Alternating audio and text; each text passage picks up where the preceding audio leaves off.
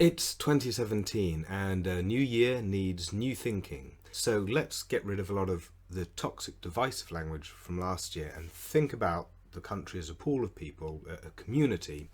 What are the ideas coming up this year that most people will be able to get behind? Because that's what the key challenge is. So one good thing that's come out of this year is the education that we have now far exceeds what we had at this time last year when it comes to the EU and how it works and our interactions with the EU and all the functions that we have to replicate and how trade deals work, all of that kind of stuff.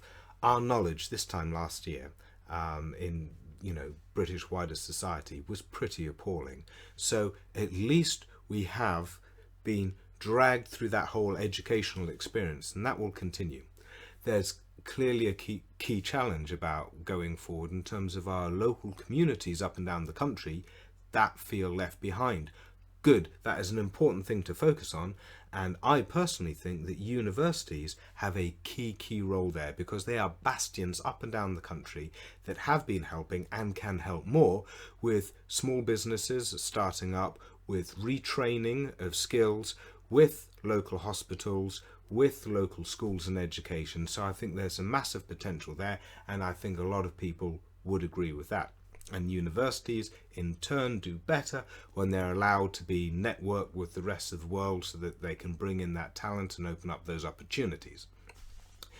Then we've got some specific threats that we need to deal with, such as how do you maintain an open press and open social media when you've got fake news and overt lies and hate mongering coming out of certain tabloid press and other channels. How do you maintain free speech but also deal with these kind of issues?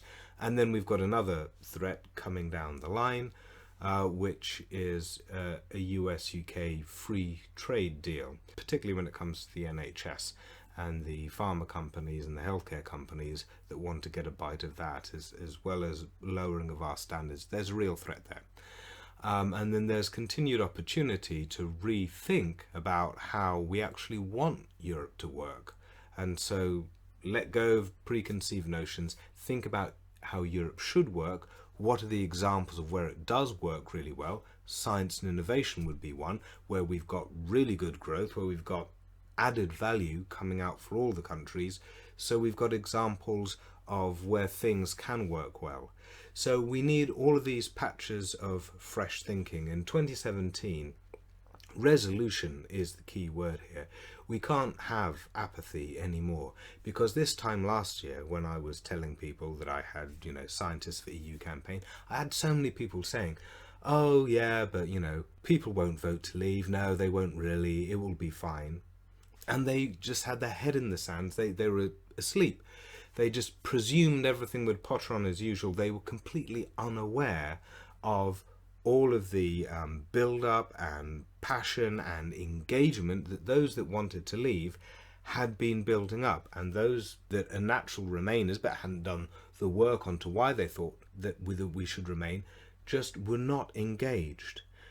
And similarly with Trump, I remember I went and gave a talk in Ireland, and I had on one of my slides, okay, if Trump comes to power, then this is what needs to be done. And it was a source of amusement, but it was something that I was considering very, very seriously and told them so. And so 2016 has been a huge wake-up call across the UK, Europe and America, across the whole world.